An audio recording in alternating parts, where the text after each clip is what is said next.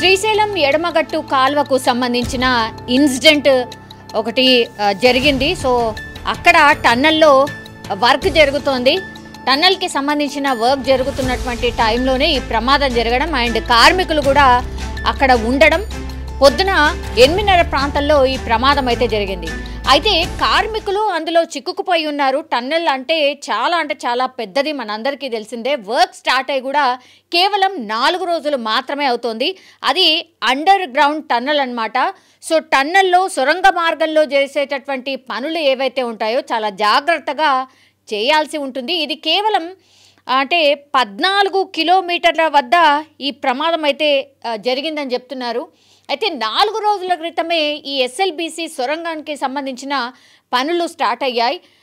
Start అయిన 4 రోజులకే మరి ప్రమాదం ఎందుకు జరిగింది ఏంటి అనేది కూడా పూర్తిగా ప్రభుత్వం కావచ్చు, లేదంటే ఇంజనీర్లు కావచ్చు, అండ్ సొరంగ మార్గంలో పనులు జరుగుతుంటే మరి ఎట్లాంటి జాగ్రత్తలు అయితే తీసుకోవాలో అది ఏం తీసుకోలేదా ఏంటి అనేది కూడా పెద్ద ఎత్తున ఇప్పుడు ప్రశ్నలు వెల్లువెత్తున్న పరిస్థితి అయితే కనిపిస్తోంది.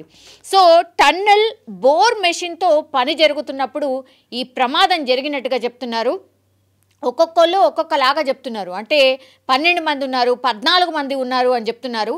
సో ఈ ప్రమాదం జరిగినప్పుడు మరి అందులో ఎంతమంది ఎగ్జాక్ట్గా ఉన్నారు ఏంటి అనేది కూడా పూర్తి ఇన్ఫర్మేషన్ అయితే రావాల్సి ఉంది. ప్రస్తుతం ఆ టన్నెల్లో జరుగుతున్నటువంటి పనుల దగ్గర ఒక 12 మంది చిక్కుకొని పోయారు. అందులో ఒక 5 నుంచి 6 మంది తీవ్రంగా గాయపడ్డారు అనేసి వార్తలు అయితే వినిపిస్తున్నాయి. సో హుటాహుట్న ఆ టన్నెల్లో ప్రమాదం జరగగానే మిగతా చోట్ల ఎక్కడైతే పనులు జరుగుతున్నాయో వాళ్ళందరూ కూడా అంటే చాలా పెద్ద శబ్దం రావడం, ఆ తర్వాత ఆ చుట్టుపక్కల పనులు ఏవైతే జరుగుతున్నాయో, బయట ఎక్కడైతే పనులు జరుగుతున్నాయో వాళ్ళందరూ కూడా హుటాహుట్న రెస్క్యూకి సంబంధించిన ఆపరేషన్ స్టార్ట్ చేయడం జరిగింది. స్థానికులు స్పందించడం, అట్లాగే ఇరిగేషన్ శాఖ అధికారులు, డిఆర్ఎఫ్కి సంబంధించిన టీమ్స్ అన్నీ కూడా రంగంలోకి దిగి ఆ లోపల టన్నెల్ ఎక్కడైతే ఈ కుప్పకూలిందో అక్కడి నుంచి ఆ కార్మికులను తీసుకురావడానికి కొద్దిగా కష్టమే ఏర్పడింది. బట్ అయినా సరే ఆ లోపల ఉన్నటువంటి వాళ్ళని బయటకి తీసే రెస్క్యూ ఆపరేషన్ ఇంకా కొనసాగుతున్నటువంటి పరిస్థితి అయితే కనిపిస్తోంది. పైకప్పు ఏదైతే ఉంటుందో సొరంగ మార్గంకి సంబంధించిన పైకప్పు ఒక్కసారి ఊడి పడ్డంతో పెద్ద శబ్దం రావడం, ఆ తర్వాత కార్మికులు అక్కడ ఎవరైతే పనిచేస్తున్నారో వాళ్ళకి పూర్తిగా గాయాలైనట్టు మనకున్నటువంటి సమాచారం అయితే అంతోంది. అయితే సీజన్ ప్రారంభమైన నేపథ్యంలో ఏడాదిలోగా పని పూర్తి చేయాలని రాష్ట్ర సర్కార్ అయితే సంకల్పంతో ముందుకు కదులుతున్నటువంటి టైంలో ఇప్పుడు ఎస్ఎల్బీసీ సొరంగ మార్గంలో జరిగినటువంటి ప్రమాదం అయితే అనేక ప్రశ్నలకు దారి తీస్తోంది అని చెప్పొచ్చు. హుటాహుట్న ఇరిగేషన్ శాఖ మంత్రి ఉత్తమ్ కుమార్ రెడ్డి కూడా అక్కడికి వెళ్ళి పూర్తిగా ఈ ఘటనకు సంబంధించిన విషయాలన్నింటినీ కూడా ఆరా తీయడానికి ఆయన హుటాహుట్న బయలుదేరడం జరిగింది. సో అసలు ఏం జరిగింది ఏంటి అనేది కూడా సీఎంఓ కూడా ఆరా తీస్తోంది. ఈ ప్రమాదం జరిగిన దాని పట్ల సీఎం రేవంత్ రెడ్డి కూడా దిగ్భ్రాంతి వ్యక్తం చేశారు. కార్మికులు ఎవరైతే ఉన్నారో, ఎవరైతే గాయాల పాలయ్యారో వాటిని హుటాహుట్న దగ్గరలో ఉన్నటువంటి హాస్పిటల్కి తరలించి మెరుగైన చికిత్స అందించాలని కూడా అధికారులను ఆదేశించడం జరిగింది.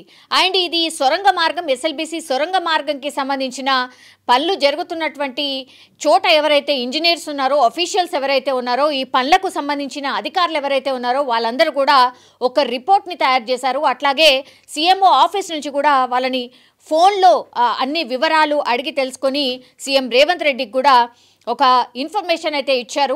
దీని గురించి కూడా పూర్తిగా ఆరా తీసినట్టుగా మనకున్నటువంటి ఇన్ఫర్మేషన్.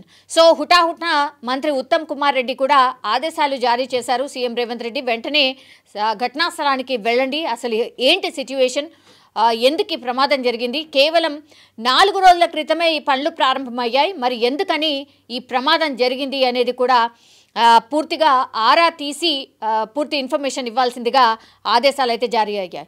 అండ్ ఇంకోటి, కార్మికులు ఎవరైతే గాయాలయ్యాయో లేదంటే ఒకవేళ వాళ్ళకి ఎవరికైనా సీరియస్ కండిషన్ ఉంటే కూడా అక్కడి నుంచి హైదరాబాద్కి మెరుగైన చికిత్స కోసం ఒకవేళ తరలించాల్సి వస్తే దానికి సంబంధించిన అరేంజ్మెంట్స్ కూడా చేయండి అంటూ పూర్తిగా ఆదేశాలైతే జారీ అయిన పరిస్థితి కనిపిస్తోంది.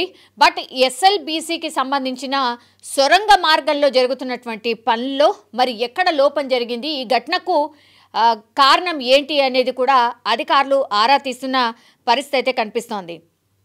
అండ్ ఇంకోటి ఏంటంటే పూర్తిగా ఉత్తమ్ కుమార్ రెడ్డే కాకుండా ఇరిగేషన్ శాఖ సలహాదారు ఎవరైతే ఉన్నారో ఆదిత్యనాథ్ దాస్, అట్లాగే ఇరిగేషన్ అధికారులు ప్రత్యేక హెలికాప్టర్లో మరి కాసేపట్లోనే అక్కడికి చేరుకునే అవకాశం అయితే కనిపిస్తోంది. దీని మీద ఎమ్మెల్సీ కవిత కూడా స్పందించారు. ఈ ప్రమాదం ఎలా జరిగింది, గతంలో బీఆర్ఎస్ ప్రభుత్వంలో కూడా ఈ పనులు జరిగినప్పుడు, ఈ పనులు చేపట్టినప్పుడు ఒక్క ప్రమాదం కూడా జరగలేదు. మరి ఈ పనులు స్టార్ట్ అయిన 4 రోజులకే ప్రమాదం ఎందుకు జరిగింది అంటూ ఆమె క్వశ్చన్ చేస్తున్న పరిస్థితి కనిపిస్తోంది. దీని మీద ఎస్ఎల్బీసీ టన్నల్ ప్రమాదానికి సంబంధించి ఈ పనులు మొదలుపెట్టిన వెంటనే ఈ ప్రమాదం ఎందుకు జరిగింది అని అంటూ కూడా పూర్తిగా ఆమె క్వశ్చన్ చేస్తున్న పరిస్థితి అయితే కనిపిస్తోంది. ఇది బీఆర్ఎస్ హయాంలో 10 కిలోమీటర్ల మేర టన్నల్ దవ్విండ్రు, ఒక్కరోజు కూడా ఈ సంఘటన జరగలేదు. మరి ఇప్పుడే ఎందుకని ఈ ప్రమాదం జరిగింది, దీని మీద నేషనల్ డ్యామ్ సేఫ్టీ అథారిటీ స్పందించాలి అంటూ కూడా ఆమె డిమాండ్ చేస్తున్న పరిస్థితి కనిపిస్తోంది. ఇంకా 9 కిలోమీటర్లకు పైగా టన్నల్ తవ్వాల్సి ఉంది. సో ఇప్పుడు స్టార్ట్ చేసిన మొదట్లోనే ఇట్లాంటి ప్రమాదం జరిగితే మరి 9 కిలోమీటర్ల పనులు ఇంకెట్లా సాగుతాయి? సో నేషనల్ డ్యామ్స్ అథారిటీకి సంబంధించిన అధికారులు రావాలి, చూడాలి, దీనిపైన స్పందించాలి అంటూ కూడా ఎమ్మెల్సీ కవిత ఒక డిమాండ్ అయితే వినిపిస్తున్నారు. అట్లాగే మెరుగైన చికిత్స అందించాలి, కార్మికులు ఎవరైతే గాయపడ్డారో వాళ్ళందరికీ కూడా మెరుగైన చికిత్స అందించాలి అంటూ కూడా ఆమె డిమాండ్ చేసిన పరిస్థితి కనిపిస్తోంది. ఇది ఎక్కడ ఎగ్జాక్ట్లీ అంటే నాగర్ కర్నూలు జిల్లా అమ్రాబాద్ మండలం దోమలపెంట వద్ద 3 మీటర్ల మేర పైకప్పు పడిపోయింది. అప్పుడు ఎవరైతే కార్మికులు అక్కడ పనిచేస్తున్నారో వాళ్ళందరికీ కూడా తీవ్ర గాయాలైనట్టుగా చెప్తున్నారు. బట్ ఇది అతిపెద్ద సొరంగ మార్గం అండ్ దట్టు కూడా సొరంగ మార్గంలో పనులు కూడా చాలా జాగ్రత్తగా టేకప్ చేయాల్సి ఉంటుంది, అందరి పర్యవేక్షణలో టేకప్ చేయాల్సి ఉంటుంది. అట్లాంటి దగ్గర ఇప్పుడు ప్రమాదం జరగడంతో చాలా వరకైతే ప్రశ్నలు అయితే లేవనెత్తున్నారు చాలామంది. సో దీని మీద మరి అధికారులు ఎలాంటి విషయాలు బయటికి చెప్తారు, ఈ ప్రమాదానికి గల కారణాలు ఏంటి అనేది కూడా మంత్రి ఉత్తమ్ కుమార్ రెడ్డి అక్కడికి వెళ్ళిన తర్వాత ఆఫీషియల్స్ నుంచి పూర్తి ఇన్ఫర్మేషన్ తీసుకున్న తర్వాత దీని మీద స్పందించే అవకాశం అయితే కనిపిస్తోంది.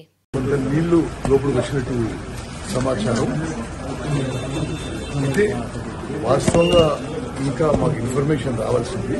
నేను ఇప్పుడు సైట్కి పోతున్నా, అక్కడ పోయినా చూసినాక ఎంతమంది ఉన్నారు సరే అవన్నీ విషయాలు కూడా కాంట్రాక్టర్ వాళ్ళ మనుషులు ఉన్నారు లోపల, మోస్ట్లీ అంతా బయటకు వచ్చారు.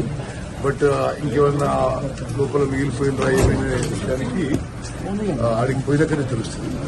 నేను రిలీఫ్ ఆపరేషన్ సూపర్వైజర్ అని పోతున్నాను.